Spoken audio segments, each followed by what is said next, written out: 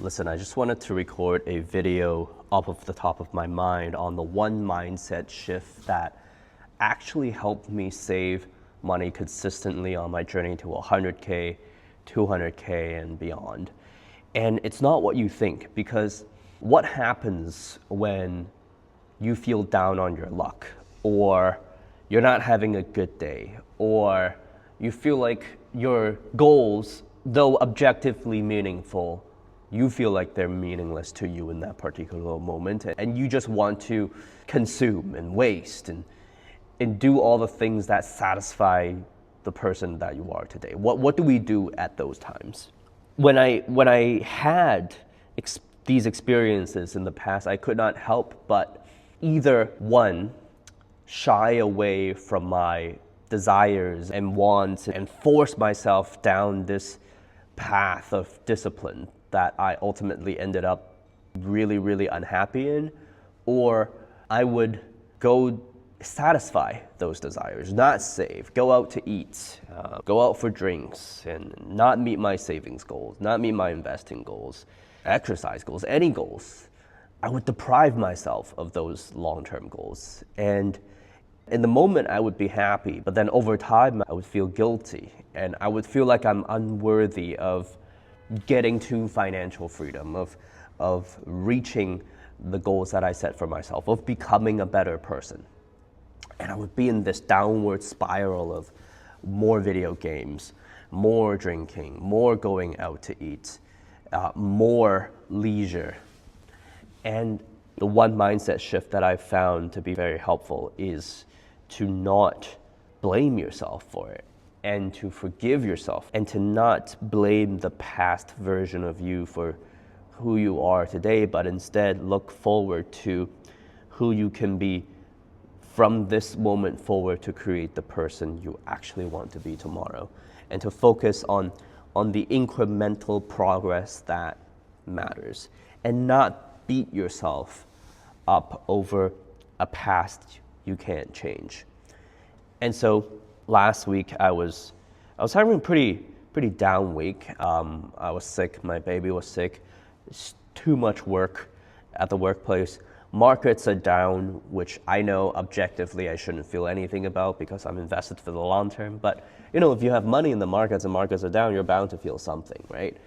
And so I didn't feel good about that. And so all these things just piled up, and I felt like escaping from all my responsibilities for a while. I downloaded a video game and I kept playing. I still have the game right now on my phone, which sounds kind of crazy because I'm making this video as I am going through this lived experience of I want to run away, of going the other way. And so at those times, right, if you are in any sort of a similar situation to me, dealing with your problems, your difficulties in life, it's okay to deal with that. And it's always going to be able to meet you where you're at, right? Your life meets you where you're at, and you're always going to be able to take advantage of that and move forward. And so I'm making this video right now. That is a testament of me trying to take that one step back to becoming better, right? And I don't feel guilty, right? At least I remind myself not to feel guilty about all of these things that are happening, all of the time being wasted, but instead saying, hey, maybe you did need a break, right? Your goals aren't going anywhere. You can always come back to them, right? But is that reminder of, is it still worth it to become the person I want to become? Do I still want to meet those goals, right? It's after playing the video game, after wasting the time, it's after not meeting your goals for the month or the week, it's sitting down and thinking to yourself, is it still worth it to do so? And if it is, then, well, we start again, and we march forward, and we go on, and we move on, and we move up. And there are things we cannot control. I could not control whether or not tariffs are high or low in any country. I can't control whether or not I get sick or not.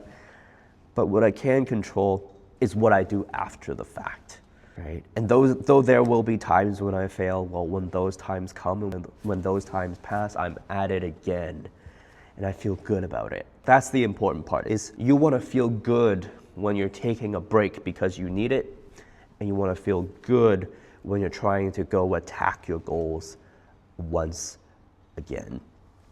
And that's it. I've still got a little bit of a cold right now, and I'm still working through kind of like what I want to do and whether or not what I'm doing is right and whether or not I'm going in the right direction. And that's okay for you too, right? That's just a part of life, right? Figuring out what life you want to live and why you're not meeting certain goals. That's the fun of it. It's solving the problems in your life that A, make you a more resilient, well-rounded, and flavorful individual, and B, it's about knowing and proving to yourself that you can progress.